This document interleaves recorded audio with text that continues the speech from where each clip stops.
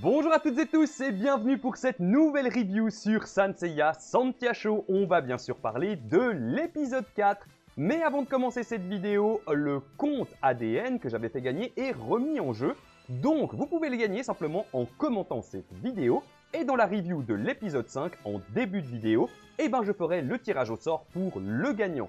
Je rappelle aussi que les épisodes sont disponibles gratuitement et légalement sur la chaîne Manga. Pour nos amis français, pour mes amis suisses comme moi, je suis navré, on n'a pas Manga. Mais pour nos amis français, vous pouvez le voir sur la chaîne Manga à minuit.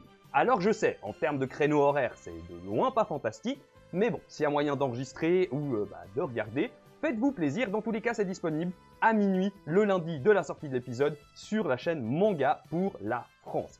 On est parti les amis pour la review de cet épisode.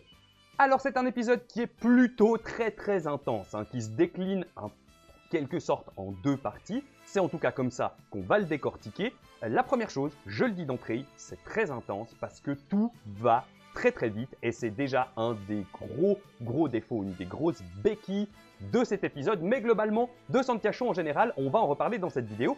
Et on commence à parler de l'opening avec Shoko qui arrive donc dans l'Éden Noir. Je parle bien sûr de l'anime, là uniquement bien sûr.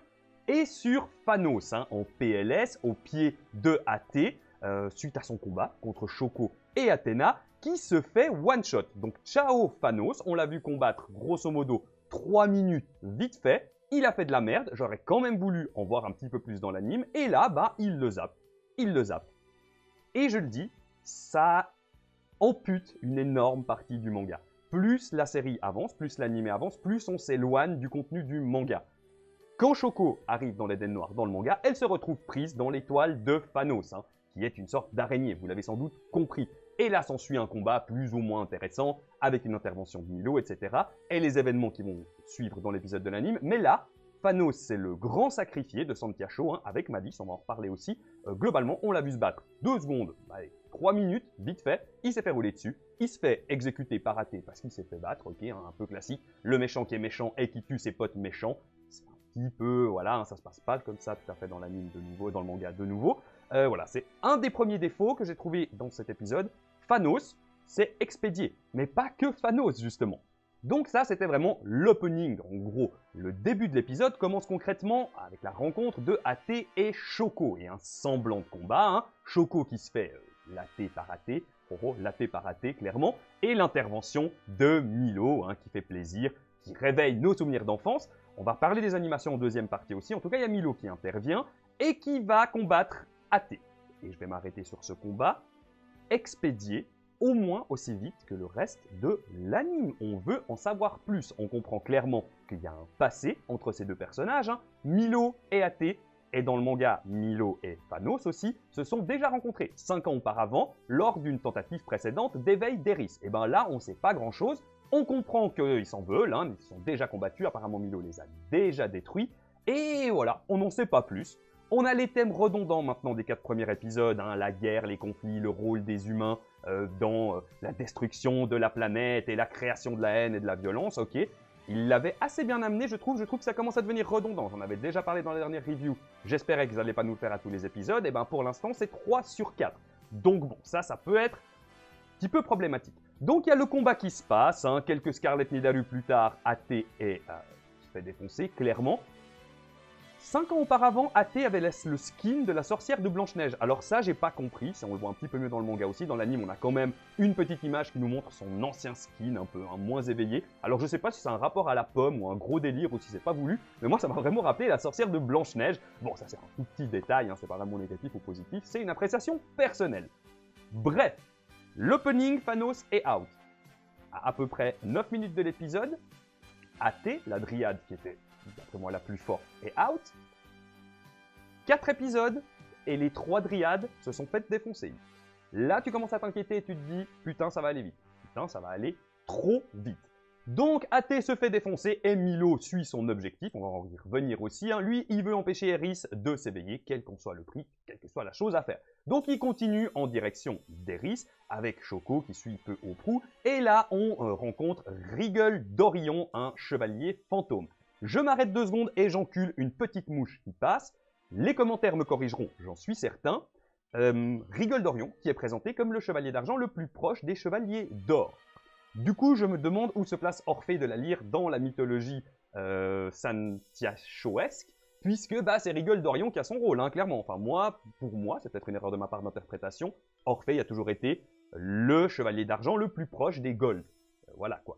Comme chacun est le plus proche des dieux. Enfin voilà, pour moi c'était Orphée de la Lyre. Et là on revient avec un deuxième un peu, hein, une sorte de contrefaçon, Rigol d'Orion, qui semble aussi très puissant, alors ça c'est pas la question, mais en tout cas, dans ma tête, c'était vraiment plutôt Orphée de la Lyre. Et là on n'en parle pas du tout, même si Orphée revient dans l'Oaviéris, etc., on est d'accord, mais là pour le coup, bah, ils ont un peu brassé les deux, j'ai cette impression. Enfin bref, c'était vraiment une petite aparté. On a un mini-zoom sur le personnage de Rigol, un peu comme celui de Toki, hein, son histoire, son but, ses intentions, son passé, son futur en 2 minutes. Vraiment, et 2 minutes, je suis large. Il a l'air quand même assez badass, hein, parce qu'il combat évidemment Milo et il tient les 14 premiers coups de Scarlet Nidaru, donc il ne prend pas Antares. Parce que justement, alors on va y revenir, il combat Milo, il se fait défoncer, hein, clairement, il bouffe les 14 premiers coups de Scarlet Nidaru, il dit les beaux mal en point, etc. Milo fait son truc classique, hein, t'es balèze, tout ça, t'as quand même bien tenu, machin, mais tu vas claquer. Et là, Shoko intervient pour leur dire d'arrêter, en gros, de combattre. Je vais reparler de ça tout de suite. À partir de là, et jusqu'à la fin de l'épisode, Rigol fera du rien. Rigol fera du rien jusqu'au dernier moment de l'épisode. Oui, évidemment, il y a plein de spoils dans cette vidéo, vous le savez sans doute. Jusqu'au dernier moment de l'épisode, quoi, où il va en gros se sacrifier, hein, on va y revenir avec Eris, claquer, mais il va faire plus rien. Donc il va rester là en tant que spectateur, figé. Il va pas se prendre Antares, donc il va pas mourir, mais il va pas spécialement intervenir dans le reste. Ok. Par contre, la grosse chose intéressante, selon moi, sur cette séquence, c'est qu'il y a un double combat. Alors, on a Milo qui se bat avec Rigol d'Orion, ça c'est une chose, mais parallèlement à ça, on a une sorte de combat psychologique, c'est un grand mot, entre Shoko et Milo. Puisque Shoko, son but, elle, c'est de sauver Kyoko, dans le corps de laquelle Eris s'est réincarné. Milo, son but, c'est d'empêcher Eris de s'éveiller. Il n'en a rien à foutre de l'autre. C'est très Milo, j'aime beaucoup, ça je l'ai déjà dit, sa personnalité dans Santiacho. C'est très scorpion, je sais pas, alors je crois pas du tout à l'astrologie, mais vous voyez, c'est piquant, c'est cru, c'est pas sentimental, j'aime ce Milo. J'aime ce Milo froid et cartésien qui se fixe des objectifs et qui avance, indépendamment des choses à faire. Alors ça se passe un petit peu au début déjà, dans le combat contre Athée. Mais plus le combat avance, alors il y a Mi aussi qui va arriver, et plus Shoko va se rendre compte que Milo, en fait, certes, il est là pour empêcher Eris de s'éveiller, mais il est surtout là pour tuer Kyoko, sa sœur. Et ça, bah, elle veut pas spécialement.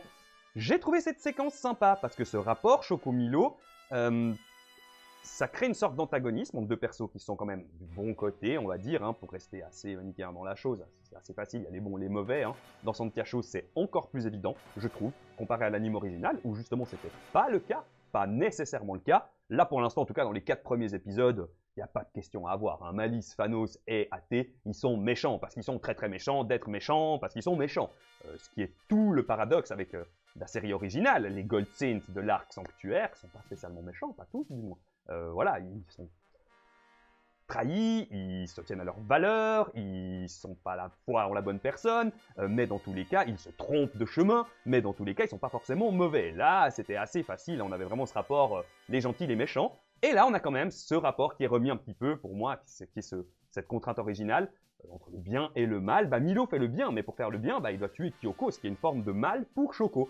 Enfin bref, tout ça pour dire que j'ai trouvé cette séquence-là, ce rapport-là, assez intéressant. Il est rendu pareil dans le manga, peu ou prou. Ça marche bien. Les personnalités des deux antagonistes et des deux protagonistes, plutôt, ressortent bien. Et puis voilà, c'est vraiment une phase que j'ai plutôt appréciée sous cet angle.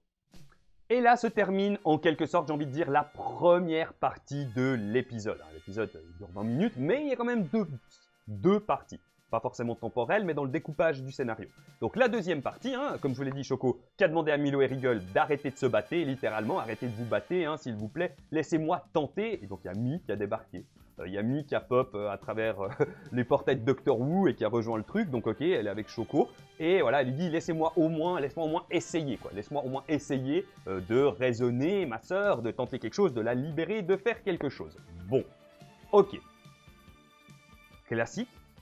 Athéna en mode TP psychique, hein, qui suit un peu tout ça depuis loin, qui se TP psychiquement justement sur place, buff Cosmos d'Athéna, toujours le schéma très classique de Sanseiya, et affrontement avec Eris. Donc affrontement avec Eris dès le 4e épisode, déjà je m'y attendais pas, je vais y revenir.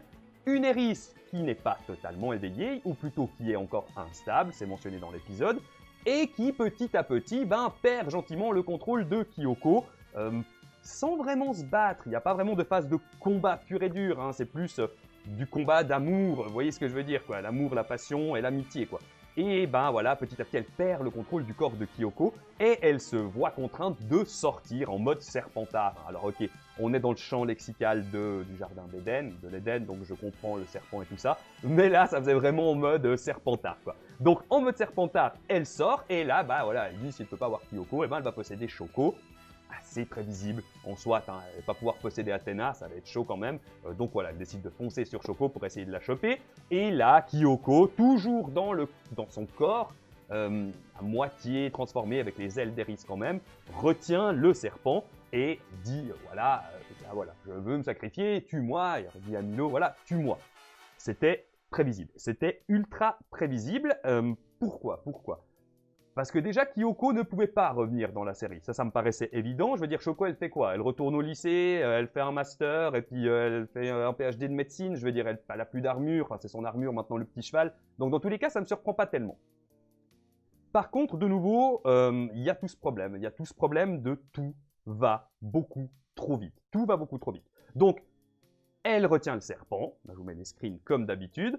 Shoko qui lâche une petite larme, qui aimerait bien que ça ne se fasse pas. Mais voilà, Milo, il le bute. Il fait Antares à travers le serpent et Kyoko. Alors ça, je me posais déjà la question à l'époque de Dragon Ball Z hein, et de Goku et Raditz et Piccolo.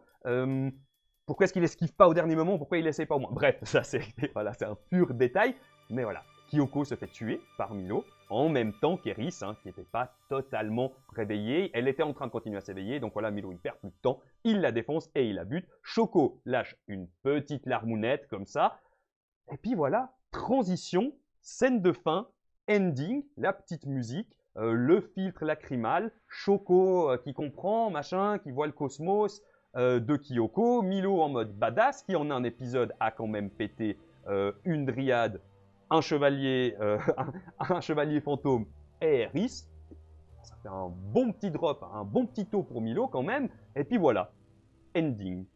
Putain, c'est allé trop vite. C'est allé beaucoup trop vite. Je veux dire, on est au 4e épisode. J'entends bien que l'anime doit se décliner en 10 épisodes uniquement. Et j'entends bien que c'est habituel, lorsqu'on adapte un manga en anime, d'en amputer des parties. Et ça, vraiment, je comprends, c'est normal. Mais là, ils ont pris toutes les pages du manga, ils les ont mis dans un petit chapeau, ils en ont ressorti 70%, ils les ont remis dans l'ordre numéraire avec les trous, et puis à partir de là, ils ont brodé un truc. Ils ont brodé un truc, et du coup, ça donne vraiment l'impression, globalement, de cet épisode, mais du coup, ça se reporte un peu sur le reste de la série aussi, d'un anime sous speed, quoi. Vraiment, tout va trop vite, et on n'a pas le temps de développer les personnages, on n'a pas le temps de développer les antagonistes, on n'a pas le temps de voir des beaux combats. Malice, je veux dire concrètement, ça veut dire que Malice s'est fait tuer par Mi. Au moment, avec le Event Milestorm, elle a tué Malice, quoi. La Dryade, on la revoit plus, on la reverra probablement plus. Alors peut-être que je m'avance, hein, mais je suis presque sûr qu'on la reverra plus. Et puis voilà. Je veux dire, ils ont plié des personnages qui auraient pu être intéressants dans leur développement, de qui on aurait pu apprendre plus de choses, en 4 épisodes. Le combat contre Thanos dans le manga nous en apprend un petit peu plus. Il nous montre d'autres pouvoirs de Thanos, il nous montre son fonctionnement, il nous montre que c'est un espèce de pervers narcissique fêlé, enfin voilà. Là, il n'y a pas tout ça. C'est un peu rushé. Enfin non, c'est pas un peu, c'est beaucoup, beaucoup trop rushé en fait. Tous les ennemis dans l'anime, de l'épisode 1 à l'épisode 4, se font plus ou moins one-shot. Plus ou moins. Il n'y a pas toute cette abnégation et ce retour au combat qui sont selon moi des thèmes Saint Seiya qui sont aussi intéressants. Je parle un peu en mode fanboy là, mais voilà. Oui, Seiya qui se prend 15 fois la même animation de colonne en se faisant exploser les vertèbres et qui se relève 15 fois pour y retourner 15 fois. Et ça fait partie des valeurs morales de Saint Seiya que moi j'affectionne. Et là, pour le coup, on n'a pas tellement ça. Les power-ups sont tellement décalés. Milo, pour le coup, est tellement badass. Mi a eu cette espèce de power creep, alors qu'elle n'a pas du tout. Vous voyez, mais ça, je l'avais dit que ça allait forcément créer des incohérences contre Malice, alors qu'elle n'était pas buffée Athéna. Hein. C'est pas comme Thanos, Shoko, Athéna contre Thanos. Shoko, elle profitait du buff Athéna, puis elle avait Athéna. Non, Mi, Malice, c'est un coup de Mi sans buff Athéna. Et elle était ciao bonne. Athé se fait one-shot, quasiment, on a droit à un combat et demi, alors que le combat est un peu plus intéressant quand même. Phanos, bah voilà, combat one shot. Je veux dire, c'est dommage. Eris, franchement, Eris, c'est pas un combat. Il se passe rien, c'est du dialogue. Elle se fait péter presque one shot, quoi, aussi. Je veux dire, carrément. C'est embêtant. C'est embêtant parce que du coup, on a du mal à s'attacher. On a du mal à s'attacher. Et si on n'utilise pas notre émotion de fan ou nos souvenirs, par exemple, pour s'attacher au personnage de Milo et se dire, ah, c'est quand même Milo que je regarde. J'ai jamais vu autant de Milo. Voilà, j'ai jamais vu autant de Milo dans Saint Seiya. Dans Lost Canvas, c'est un peu réparti. Dans Soul of Gold, c'est un peu réparti sur les 12. Là, voilà, bon, le héros, ok, il y a Shoko, ok, il y a Kyoko, ok, il y a Mi, tout ça. Mais voilà, il y a Milo. Donc là, je prends du plaisir parce qu'il y a Milo et que j'ai envie d'avoir du fan service. On va en reparler du fan service. Je vous laisse juger. Je vous laisse juger. Au niveau des animations, bah, si vous avez vu l'épisode, ça ne vous a plus choqué. On est simplement au même niveau que les autres, que les 3 premiers épisodes. Même si celui-ci est un petit peu moins en dents de scie. Il y a quand même quelques animations très moches. De nouveau, il y a une phase d'esquive avec Shoko. Je vous jure, c'est les deux mêmes frames sur un autre fond que celui de l'épisode 3. Mettez des esquives, mettez des personnages qui bougent dans la profondeur, quoi. Ce combat Milo, enfin le combat en arrière-plan Milo rigole, hein. Boum, boum, boum, boum. Ça faisait très DBZ aussi un petit peu les trucs comme ça, mais voilà, c'est dommage. Ils auraient pu animer les choses un petit peu plus en profondeur, un petit peu plus en détail. C'est en dents de scie. Moi, je trouve pas que c'est moche. Je peux pas dire que c'est moche. C'est sûr que c'est parce que j'ai vu de plus beau, même si je suis pas un monstre fan d'anime, un monstre fan hardcore d'anime, voilà. J'en ai vu quand même pas mal. Ça passe, ça passe. Il y a des phases mieux faites que d'autres. Ils ont un petit peu calmé le côté Sailor Moon. Ils ont un petit peu calmé, à part à la fin, à part vraiment dans le ending lacrymal, hein, mais ils ont calmé le côté fleurs, pétales et tout ça. Ça, c'est un petit peu moins ressenti. Les musiques posent une ambiance beaucoup mieux. Alors là, dans le 4, j'ai rien à dire au niveau des musiques. C'est bien fait, c'est bien amené, c'est posé. Ça marche, ça habille le tout comme il faut. C'est pas Pegasus Fantasy, mais on n'aura plus jamais un Pegasus Fantasy. Donc voilà, ni un soundtrack d'Abel, hein, je veux dire, voilà. Mais la musique fonctionne. Les animations fonctionnent, mais restent en dents de scie, et ça, c'est pas super folichon. Donc voilà, au fond, un épisode plutôt bon si on se base sur l'angle action et combat. Alors, il y a des combats, il y a de l'action, ça avance très très vite, trop vite, beaucoup moins sous l'angle scénario, parce que du coup, ça avance trop vite pour qu'on puisse développer les personnages, pour qu'on puisse réellement comprendre les tenants et aboutissants de chacun. Les combats vont trop vite, donc du coup, bah forcément, même si j'aime pas les combats qui traînent en longueur à la Naruto sur 6 épisodes, là, 10 minutes pour 3 combats dont le boss final, je veux dire, c'est super trop court. On a quand même besoin un petit peu de kiffer le combat. Je veux dire, il y a des mangas qu'on regarde uniquement parce que les animations sont super bien, ou je pense à des animations, des animes comme le Castlevania de Netflix. Je veux dire, les combats sont pas super longs, mais c'est super bien animé, ça donne bien envie, c'est bien rendu. Là, c'est sympa, mais ça va trop vite, ça va beaucoup trop vite, et du coup, eh ben, ça met à la trappe énormément d'émotions, d'empathie et d'attachement avec les personnages et la série. Franchement, 4 épisodes de 20 minutes, je l'ai déjà dit, mais pour poutrer l'arc Eris, je m'y attendais pas. Je m'y attendais pas et ça m'a foutu un peu sur le cul en fait. À la fin de l'épisode, je savais pas trop quoi en penser. On voit en plus le teaser, hein, donc on verra Seiya. Voilà, je vous le dis d'entrée, dans l'épisode 5, il y aura Seiya qui va apparaître. Je reparlerai de tout ça dans la prochaine review, en termes de cohérence et tout ça. J'attends de voir comment ils vont amener ça. J'attends de voir s'ils nous donnent une frise temporelle de Santiago par rapport au tournoi galactique pour voir où ça se situe. Vous voyez, pour voir quelles seront les incohérences avec l'anime ou le manga de base. Globalement, j'ai l'impression que tout ça sera quand même très très rushé. Et que même si Santiago est ce qui est, selon moi, le plus Sanseiesque qu'on ait eu depuis Lost Canvas, ça va être un peu bâclé. J'ai un petit peu peur, plus ça avance, plus j'ai peur. Autant je passe des bons moments, parce que voilà, déjà j'aime bien regarder, faire des reviews et tout ça, mais autant à chaque épisode, j'ai un peu plus de choses à dire qui vont pas, et du coup, bah, il en reste quand même encore 6 avant la fin de la première saison, du premier arc, je sais pas comment ils vont faire ça, et bah, j'ai peur que ça continue contre le bas. Même si l'épisode était assez intense niveau combat, ça nous a fait bien tous plaisir, je pense, de voir Milo péter des culs, c'était juste super sympa, et ben voilà, c'est quoi la prochaine intrigue? Le grand pop, quoi. Les Black Saints, Phoenix, avec l'armure du Sagittaire, je veux dire, temporellement, ça en est là, du coup. Et je me demande, j'attends beaucoup de la suite. Je rappelle que j'ai le manga, comme j'ai dit, en parallèle à l'anime. Je ne prends pas d'avance dans le manga. Donc, je ne sais pas ce qui va se passer après. Je le découvrirai en même temps que vous dans l'épisode 5 la semaine prochaine. J'espère que cette review vous a plu. N'hésitez pas à vous abonner. Commentez la vidéo, ça peut vous faire gagner un compte ADN que je tirerai au sort au début de la review de la semaine prochaine, qui sortira aussi, bien sûr, mardi. Et n'hésitez pas à lâcher un petit like, tout ça. Je vous souhaite une très bonne semaine et je vous dis à très bientôt pour une nouvelle review. Ciao tout le monde!